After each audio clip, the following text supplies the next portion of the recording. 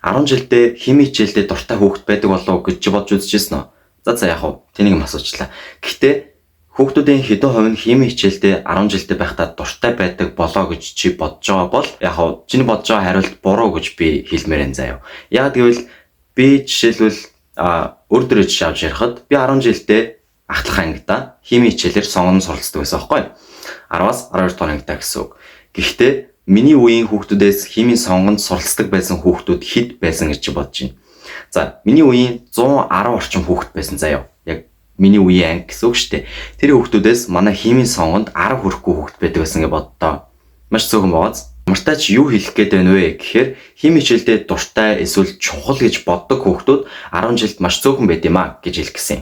Одоо чиний бичлэгийн гарчгаас аль хэдийнэ харсанчлан энэ бичлэгт химийн хичээл чамайг ямар мэрэгчлэлтэй болоход тусалж болох вэ гэдэг талаар одоо чамд хэлж өгч байна. Мэдээж үгүй яг шууд эмч, хиймч гэдэг хоёр мэрэгжлийг хасаад бүр эсрэгээрээ хуульч, бичээж, амт бүтээгч зэрэг маш сонирхолтой мэрэгчлүүдийг танилцуулах болно. Тэгэхээр бичлэгээ дуслал үзээрэй. Гэхдээ мэдээж цалингийн талаар ярихгүй. Учир нь за үнэнээ л хэлье. Би яг Монголын зах зээл дээр төвлөрч энэ мэрэгчлүүдийг хайж олоогүй. Тэгэхээр Монголын зах зээл дээр мэдээлэл олоход бага зэрэг дутмаг байсан гэж хэлж болно. Тэгэхээр бил нөө бичлэгтээ орцгоё.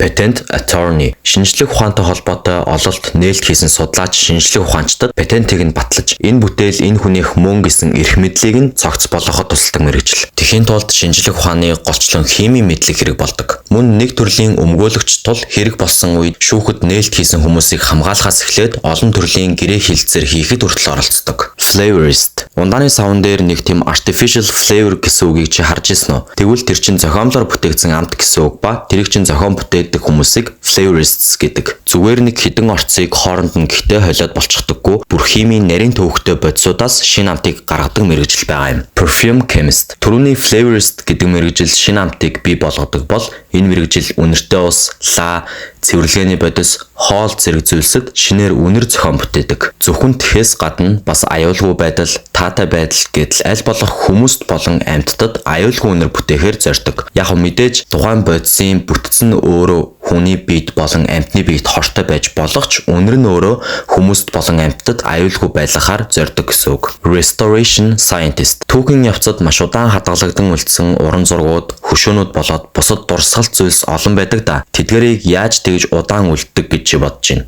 Яаж хорхоонд идүүлэхгүй, далт хийсэн ч гэсэн чийгэнд хөгцрөхгүй хадгалагддаг гэж бодож байна. Тэр хадгалах ажлыг чинь энэ restoration scientist гэдэг мэргэжил боломжтой болгодог юм шүү дээ. Зөвхөн зөв хадгалаад ч зогсохгүй, түүхэн дурсгалт эсвэл чухал ач холбогдолтой зүйлсийг цэвэрлэхээс эхлээд хуурамчийг нь жинхнээс нь ялгах гэдэл ер нь л маш чухал мэргэжил. Formulator чи хоол хийхэд тодорхой жор хэрэг болдог гэж мэдэн дээ. Тодорхой нэг жороос тодорхой нэг хоол бий болдог ба жор нь өөр бол өөр хоол болдог. Тэгвэл энэ мэргэжил яг л тэр чинь жор найруулагч.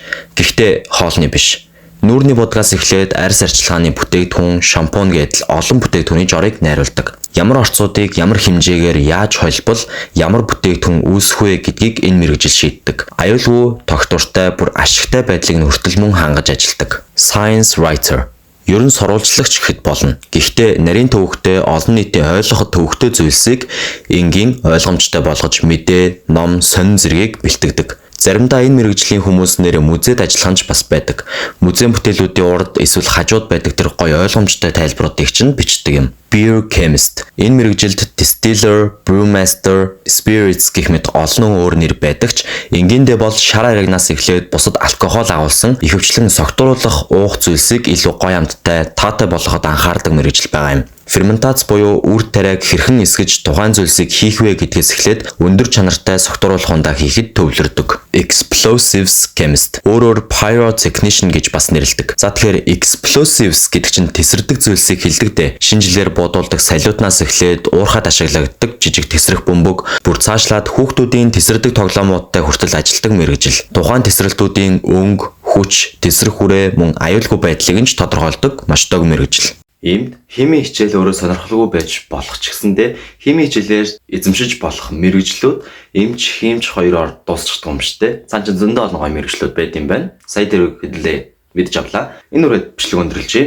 Дараагийн бичлгүүдээс илүү их сурч авмаар байвал лайк болон subscribe дараад ирээдүйн бичлгүүдийг үзээрэй. За баяр таа.